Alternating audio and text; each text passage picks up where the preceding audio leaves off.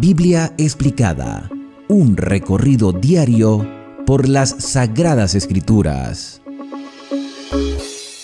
Abrimos nuestras Biblias, continuamos con estas condenaciones a las naciones que decidieron apartarse de la voluntad del Señor. Y hay un detalle interesante dentro del capítulo 14 que vamos a mencionarles al final. Ok, tenemos el versículo 1 que dice: porque Jehová tendrá piedad de Jacob. Esto es la continuación del capítulo 13. Jehová, el Señor, tiene piedad de Judá, de Jacob, de Israel. Pero Israel ya no existía. Y Judá estaba en el contexto histórico del poder de Babilonia. O sea, recuerden que el capítulo 13 es una profecía hacia una nación que apenas está surgiendo, pero que seguiría una gran superpotencia. Entonces, un mensaje profético contra Babilonia. Una advertencia contra Babilonia. Los babilonios se llevarían deportados a los judíos. Israel ya no existía. Quedó solamente el reino de Judá y parte de los judíos fueron llevados a las tierras de Babilonia para cambiarles el nombre, para cambiarles la cultura, para cambiarles el idioma, para que sus hijos fueran babilonios, para fortalecer la nación de Babilonia. Pero el Señor tendrá piedad de Jacob. Me llama mucho la atención porque no dice Israel, no dice Judá, no dice Jerusalén. Tú lo puedes leer en otra versión. Yo tengo en mi mano la versión siglo XXI y dice Jacob, el hijo de Isaac, el hijo de Abraham, el descendiente de los hijos de Eber, de donde vinieron los hebreos, de los hijos de Sem, de los descendientes de Noé. O sea, toda la genealogía de los fieles. Dios le dice a los fieles: yo tengo piedad, yo tengo misericordia, yo tengo amor por ti, por tu fidelidad, como Dios tiene misericordia hacia nosotros que vivimos en este tiempo de tanto pecado, de tanta maldad, de tanta soberbia, de tanta arrogancia. Si había un pueblo que llegó a ser soberbio, fue el pueblo de Babilonia. Es cuestión de echarle un ojo a Daniel capítulo 4, cuando Nabucodonosor dice: esta es la gran Babilonia que yo construí. Y en el capítulo 2, cuando Daniel le dice a Nabucodonosor por el sueño que tuvo, que no se acordaba, pero a Daniel se le reveló el sueño de una estatua cuya cabeza era de oro. Daniel le dice al rey de Babilonia: tú eres aquella cabeza de oro, y su ego se llenó mucho más, al punto de en el capítulo 3 hacer una estatua completamente de oro para hablar de la fortaleza de su reino. Y Dios en el capítulo 4 le hace un llamado a través de un sueño, de un árbol. Pero Nabucodonosor se vuelve orgulloso y un año después el Señor lo castiga, pero no un castigo para maltratarlo, sino un castigo de misericordia, de corrección, de disciplina, para que él, durante un periodo de tiempo de 7 años, pueda tomar una decisión, reflexionar y decir: verdaderamente Dios, el Dios de Daniel, el Dios de Israel, el Dios de Jacob, es el Dios verdadero.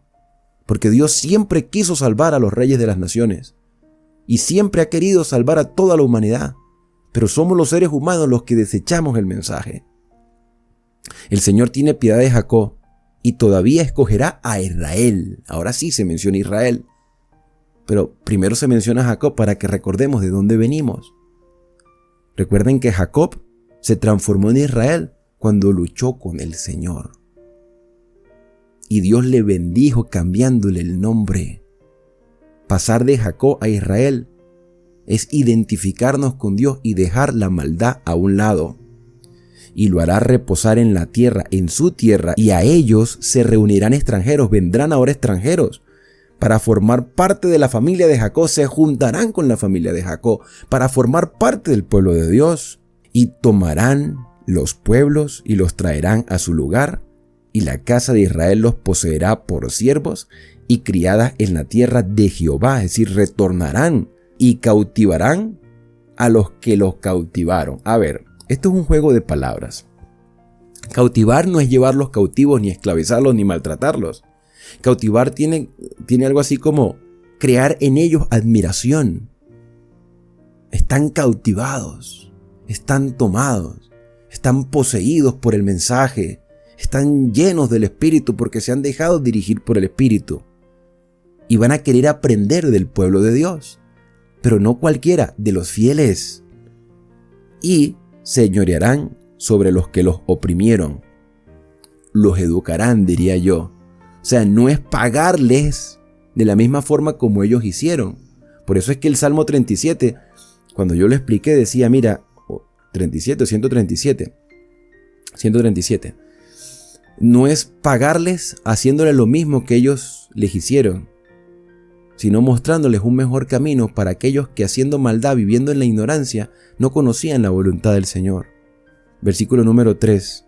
Y en el día que Jehová te dé reposo de tu trabajo y de tu temor y de la dura servidumbre en la que te hicieron servir, pronunciarás este proverbio contra el rey de Babilonia y dirás: ¿cómo paró al opresor? ¿Cómo acabó la ciudad codiciosa? Quebrantó Jehová el báculo de los impíos, el cetro de los señores, el que hería a los pueblos con furor, con llaga permanente, el que se enseñoreaba de las naciones con ira y las perseguía con crueldad. Toda la tierra está en reposo y en paz. Se cantará alabanzas, habrá regocijos por la liberación del Señor. Aún los cipreses se regocijarán, es decir, los árboles, a causa de ti, y los cedros del Líbano, diciendo: desde que tú pereciste, no ha subido cortador contra nosotros. ¿A quién se está refiriendo? A la caída de Babilonia. Allá habrá alegría por la caída de Babilonia, pero no habrá alegría por la muerte de los babilonios, sino por las ideologías de Babilonia. Y con este mensaje Dios quiere darnos una enseñanza a ti y a mí en este tiempo. Porque aquí se habla la manera como Dios trata con el pecado. El libro de Daniel es la confirmación de que Dios quiere salvar incluso a los reyes paganos. Y la historia nos ha demostrado que Dios ha tenido hombres y mujeres cerca de los líderes políticos o de los gobiernos para mostrarle la luz. Dios ha utilizado instrumentos para presentar la verdad a todas las personas. Tú desde tu nivel, yo desde el mío y otros desde otro nivel social. Todos podemos reflejar el amor de Dios. Dios nos ha liberado del pecado y nos ha permitido vivir por la senda de la rectitud para ayudar a otras personas. Versículo número 9. El Seol abajo, es decir, la tumba, se espantó de ti, despertó a los muertos que en tu venida salieron a recibirte, muertos espirituales. Y esto quizás hace alusión a la resurrección que el Señor hará en el tiempo del fin. Hizo levantar de sus sillas a todos los príncipes de la tierra y a todos los reyes de las naciones. Todos ellos darán voces y te dirán: tú también te debilitaste como nosotros y llegaste a ser como nosotros, porque Dios abate al soberbio, humilla al arrogante. Versículo número 11. Descendió al Seol tu soberbia. ¿Te das cuenta? Que el problema es lo que está dentro de nuestra mente, dentro de nuestro corazón. Dios humilló tu soberbia y el sonido de tus arpas. Gusanos serán tu cama y gusanos te cubrirán. ¿Por qué? Por tu soberbia. ¿Por la soberbia de quién? De Babilonia, representados por su rey. Indiferentemente el rey, porque Nabucodonosor no fue el único rey de Babilonia. Hubo otros reyes. Entre esos estaba Belsasar, que en realidad no era un rey, sino un corregente. Porque el otro rey no estaba, el verdadero rey no estaba cuando cayó Babilonia en el año 539 por parte de los medos y los persas. Era Belsasar como un arrogante bebiendo de los vasos sagrados del templo que fue, o esos vasos sagrados que fueron traídos del templo de Jerusalén. ¿Contra quién es el mensaje? Contra Babilonia, contra la arrogancia de Babilonia. Y Dios tiene un mensaje contra nuestro orgullo, contra nuestra arrogancia. Ahora, esta arrogancia o esta codicia, este deseo de poder, quizás sea la raíz de todo lo que nosotros hemos venido sufriendo en todas las épocas. Porque a partir del versículo número 12 hay una alusión irónica de lo que sucedió en el cielo. ¿Por qué digo irónica? Porque el cielo es un lugar donde se reverencia a Dios y se agradece por su amor. Pero fue en ese mismo cielo donde se inició todo pecado. ¿Por qué inició el pecado? ¿Por qué inició el misterio de la iniquidad? No lo sabemos. Lo que sí sabemos es que Dios le da libertad a todas sus criaturas a tomar decisiones. Porque Dios no creó una máquina, Dios no creó un robot, Dios no creó un objeto que puede manipular. Dios tiene todo derecho sobre nosotros, pero nos ha creado seres pensantes. a ti y a mí y a todas sus criaturas. A los animales los creó para que tú y yo los protejamos, para que protejamos la naturaleza, para que seamos guardadores de las cosas creadas. Dios nos creó a ti y a mí a su imagen y semejanza, y nos dio raciocinio, y nos da la libertad de elegir. Por eso es que Dios no va a llevar a todo el mundo a la patria celestial, porque no todo el mundo quiere tener comunión con su Dios, porque no todo el mundo tiene la fe que tú y yo tenemos en este momento. Y dice el versículo número 12, ¿cómo caíste del cielo, oh lucero, hijo de la mañana? ¿De quién hemos venido hablando? Del rey de Babilonia, del imperio arrogante. ¿Cómo es que cayó del cielo el rey de Babilonia? Ok, pudiéramos hablar, cayó de su poder, de la cúspide donde estaba, de la gloria humana que tenía. Se sentía como en el cielo porque los reyes de Babilonia se creían que eran dioses. Ellos creían que eran la encarnación de los dioses o los favoritos de los dioses. Eran los privilegiados y por eso ejercían la autoridad como bien les placía. Pero ¿cuál es la verdadera autoridad del mundo? ¿Cuál es la verdadera autoridad del universo entero? Dios. Dios nos puede dar puestos de responsabilidad. Dios nos puede colocar en lugares especiales, privilegiados, pero la gloria siempre será para Dios.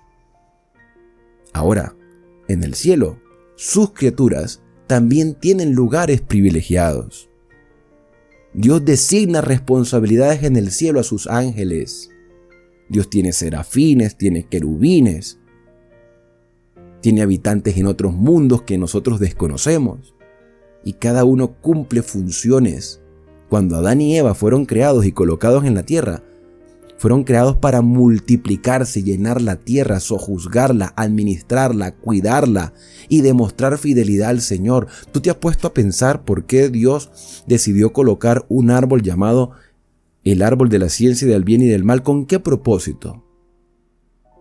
Mostrar que Él era dueño de todo y que sus criaturas le obedecerían por amor, pero lamentablemente le desobedecimos.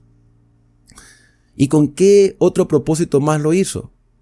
Para demostrarle a toda la creación que Dios da libertad de elección.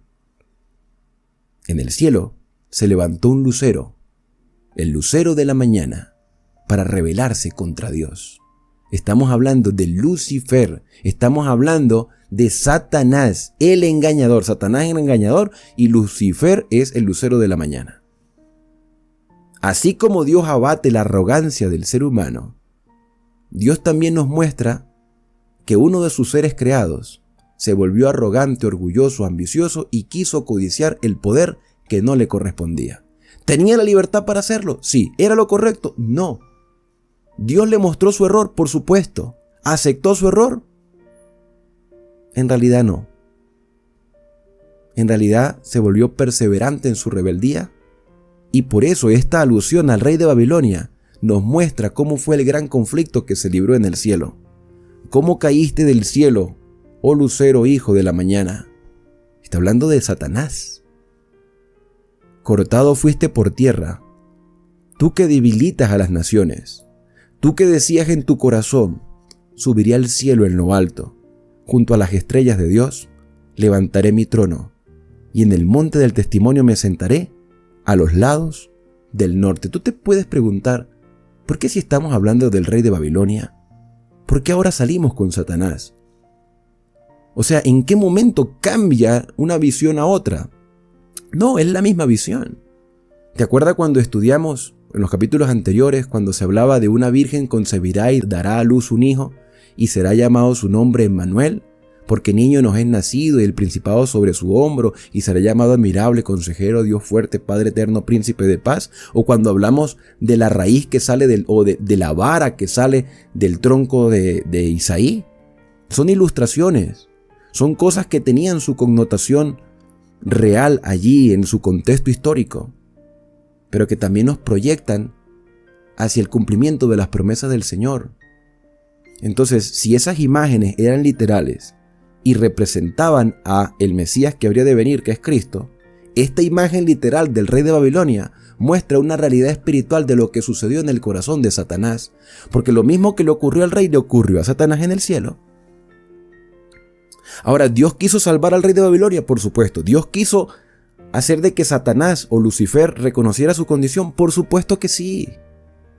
Hay un libro que se llama Patriarcas y Profetas, que se los voy a recomendar, yo he venido recomendándoselo en otros capítulos, donde habla un poco en su primer capítulo, habla acerca de cuál fue el origen de la maldad. Yo se los recomiendo para que lo vean. De hecho, aquí en el canal grabamos un video que trata sobre ese capítulo número 1 de Patriarcas y Profetas, el origen del mal. Cómo nació en el corazón de Satanás la maldad, el misterio de la iniquidad. Y Dios nos ha revelado lo que sucedió. Tú decías en tu corazón: subiré al cielo en lo alto junto a las estrellas de Dios, levantaré mi trono en el monte del testimonio, me sentaré a los lados del norte, sobre las alturas de las nubes subiré y seré semejante al Altísimo. Ahora, hermanos, esto es mucho más profundo. No era que Lucifer quería parecerse a Dios en carácter, quería tener el poder de Dios. Satanás tiene un concepto errado, como muchas personas, de Dios, de lo que es Dios y de lo que hace. Satanás llegó a pensar que Dios es algo que se puede llegar a ser. Y él dice: subiré y seré semejante al Altísimo en poder, en naturaleza. Pero no es así. La razón por la cual hay tanto ateísmo, tanta maldad o tantos cristianos inconversos, es porque no conocemos el carácter ni la naturaleza de Dios. Y el Señor le dice: mas tú derribado eres hasta el Seol, hasta la tumba, a los lados del abismo. Se inclinarán hacia ti los que te vean, te contemplarán diciendo: ¿es este aquel varón que hacía temblar la tierra, que trastornaba los reinos? Recuerden, el rey de Babilonia, pero también Lucifer. O sea, yo pienso que Lucifer llegó a tener un puesto tan elevado, que se sintió tan orgulloso de lo que tenía, que aspiraba a mucho más. Incluso hasta la adoración de los ángeles. Por eso es que muchos ángeles cayeron con él. Dice el libro de Apocalipsis que la tercera parte de las estrellas del cielo, o sea, una gran cantidad de ángeles que se dejaron entrampar por Lucifer. Versículo 17. Es este que puso el mundo como un desierto, que asoló las ciudades, a quien sus presos nunca abrió la cárcel. Todos los reyes de las naciones, todos ellos yacen con honra, cada uno en su morada. Pero tú, echado eres de tu sepulcro como vástago abominable, como vestido de muertos pasados a espada, que descendieron al fondo de la sepultura, como cuerpo muerto hollado. Es decir, Satanás fue expulsado del cielo, así también como el poder de Babilonia cayó. Versículo 20. No serás contado con ellos en la sepultura, porque tú destruiste tu tierra, mataste a tu pueblo. No será nombrada para siempre la descendencia de los malignos. Versículo 21. Preparad sus hijos para el matadero por la maldad de sus padres. No se levanten ni posean la tierra, ni llenen de ciudades la faz del mundo. Porque yo me levantaré contra ellos, dice Jehová de los ejércitos, y raeré de Babilonia el nombre y el remanente. O sea, remanente del mal, o sea, lo que quede. Hijo y nieto, dice Jehová. Y la convertiré en posesión de erizos y en laguna de agua, y la barreré con escobas de destrucción, dice Jehová de los ejércitos. Jehová de los ejércitos juró diciendo: ciertamente se hará de la manera que yo he pensado, y será confirmado como he determinado. Es decir, eso se cumplirá. Y el libro de Apocalipsis dice que Babilonia, como estructura del tiempo del fin, como movimiento o como poder en la tierra, ya no tendrá facultad, y Satanás también perderá su poder. Porque Satanás se adueñó de este mundo, pero Cristo, cuando muere en la cruz, le quita el poder a Satanás, así que Satanás está derrotado, anda como león rugiente buscando a quien devorar, porque sabe que le queda poco tiempo. Versículo 25. Quebrantaré, y nuevamente se menciona al asirio en mi tierra, y en mis montes lo hollaré, y su yugo será apartado de ellos. Nuevamente se menciona al asirio porque habla de su maldad, y su carga será quitada de su hombro. Este es el consejo que está acordado sobre la tierra, sobre toda la tierra. Y esta la mano extendida sobre todas las naciones. Todas las naciones deben recibir esta advertencia. Versículo 27, porque Jehová de los ejércitos lo ha determinado y ¿quién lo impedirá? Podrá pasar el tiempo y nosotros creer que quizás esto ya no se vaya a cumplir. Algunos han perdido la fe y la esperanza en la venida de Cristo y en los juicios contra el pecado. Pero el versículo 27 dice, ¿quién impedirá que esto ocurra? Y su mano extendida, ¿quién la hará retroceder? Hermanos, si en el pasado los eventos se han venido cumpliendo y en el presente se están desarrollando, en lo futuro el Señor seguirá cumpliendo su palabra. Dice el versículo 28, en el año que murió el rey Acaz, fue esta profecía. ¿Cuál profecía? La que comienza a partir de este versículo contra Filistea. En el tiempo del rey David se lograron victorias, donde los filisteos eran posiblemente más poderosos que los judíos, pero el pueblo de Israel pudo vencer con la ayuda del Señor. La única manera de que tú y yo logremos la victoria sobre el pecado, sobre la maldad, sobre la arrogancia, sobre la soberbia, sobre la marca de la bestia y su nombre y su número. ¿Sabe que el número de la bestia que aparece en Apocalipsis 13, 666 tiene que ver con el egocentrismo, con el materialismo y con el secularismo? Podemos ser religiosos, pero ser materialistas, y eso está pasando. Está pasando que en muchas iglesias el énfasis principal es la ganancia monetaria.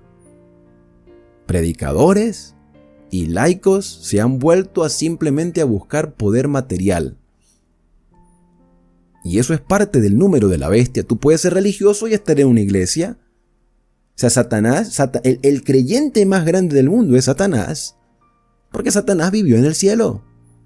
Satanás sabe quién es Dios, sabe quién es el Padre, sabe quién es el Hijo, sabe quién es el Espíritu Santo, sabe cuál es el plan de salvación. Satanás se conoce toda la Biblia, hasta la cita. Cuando el Señor Jesús fue tentado aquí en la tierra, Satanás citó la Escritura, citó el Salmo 91, ese que la mayoría de las personas tiene abierto en su casa. Porque a sus ángeles mandará que te guarden. Lánzate, eso se llama presunción.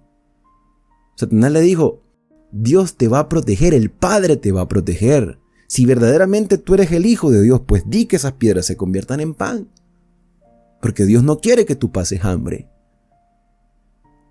Eso es presunción. A veces hay personas que solo le dan énfasis a lo material. Lo material es importante, pero es un medio para alcanzar un fin. Y Dios te va a proveer, tú no tienes que pisotear los mandamientos de Dios. Hay personas que dicen, yo no puedo dejar de trabajar en el Shabbat, en el sábado. Cualquier día es igual para Dios. A ver, todos los días somos cristianos, pero Dios santificó un día. O sea, ¿quién soy yo para cambiar eso? ¿Quién soy yo para cambiar los designios del Señor? Y aquí hay un mensaje contra los filisteos. Y hoy en día los filisteos son todos aquellos que se rebelan contra Dios haciendo su propia voluntad. Porque si algo también tenían los filisteos era arrogancia, sentían seguridad de su paladín de Goliat, pero un niño lo mató con una piedra. ¿En quién ponemos nuestra confianza? ¿En lo material? ¿En lo secular? Es decir, queremos adaptar a las iglesias, a las tendencias y a las modas para atraer más personas y vender nuestros principios. El 666 tiene que ver con el materialismo, con el secularismo, con el egocentrismo. Cuando yo quiero mostrar lo que yo hago para que mi nombre sea engrandecido, como hacen los actores de televisión o los deportistas, que son ídolos. Versículo 29. No te alegres tú, Filistea, toda, por haberse quebrado la vara del que te hería, porque de la raíz de la culebra saldrá aspi, y su fruto serpiente voladora. A ver, en la Biblia se mencionan a dos serpientes. No sé si ustedes han percatado ese detalle. La serpiente antigua, que se llama diablo, es Satanás, lo que un día llegó a ser un ángel de luz. Pero, en un momento histórico, una serpiente de bronce representa a Cristo. ¿Por qué una serpiente de bronce representa a Cristo? Porque Cristo asume nuestro pecado. Satanás está en pleno pecado, en plena rebeldía contra Dios. Y cuando dice aquí, de la raíz de la culebra saldrá aspi, está hablando de las consecuencias que recibirá Filistea. Y su fruto serpiente voladora. Es decir, se meterán más en la maldad. Estarán cada vez más sumergidos en el pecado, porque ellos quieren estar así. Y los primogénitos de los pobres serán apacentados, y los menesterosos se acostarán confiados. Mas yo haré morir de hambre tu raíz, y destruiré lo que de ti quedare. Porque hay mucha autoconfianza, porque son egocentristas, porque son materialistas, porque son en su confianza en lo que tienen. Aúlla, oh puerta, clama, oh ciudad, disuelta estás toda tú, Filistea, porque humo vendrá del norte, no quedará uno solo en sus asambleas. Y termina el capítulo diciendo, y que se responderá a los mensajeros de las naciones. Dios envía a sus mensajeros, pero ¿cómo responde la gente ante los mensajeros del Señor? Dice la parte final del versículo que Jehová fundó a Sión. Sión es Jerusalén. Jerusalén es donde estaba el santuario. Pero ya no hay santuario en Jerusalén, porque el santuario está en el cielo. El Señor fundó el santuario celestial y ha presentado un plan de salvación, y que a ella se acogerán los afligidos de su pueblo.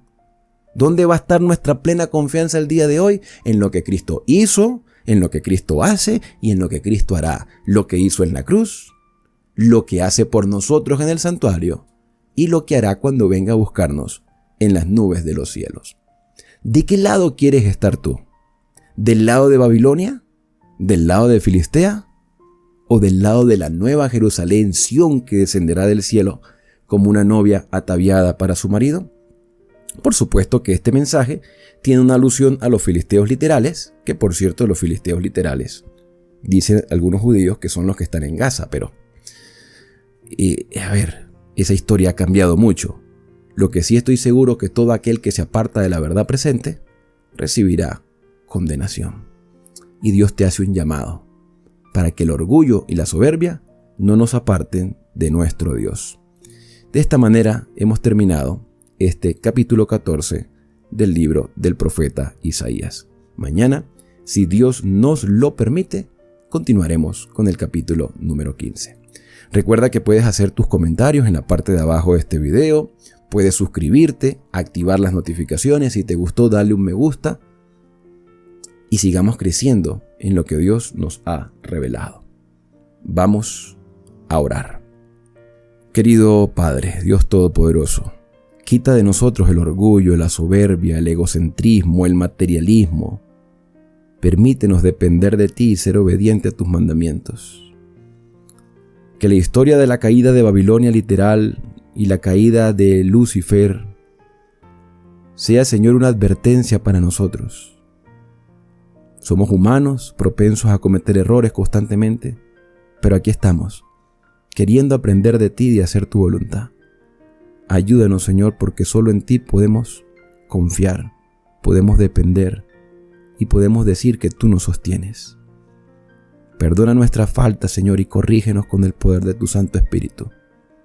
Son agradecimientos que hoy te hacemos en el santo y bendito nombre de Cristo Jesús. Amén. Bien, y ahora al despedirnos decimos a cada uno, Dios te bendiga y te guarde. Haga resplandecer Dios su rostro sobre ti y tenga de ti misericordia. Dios alce sobre ti su rostro y ponga en ti paz. Nos vemos mañana, si Dios lo permite, aquí en Esperanza, el canal de las Sagradas Escrituras.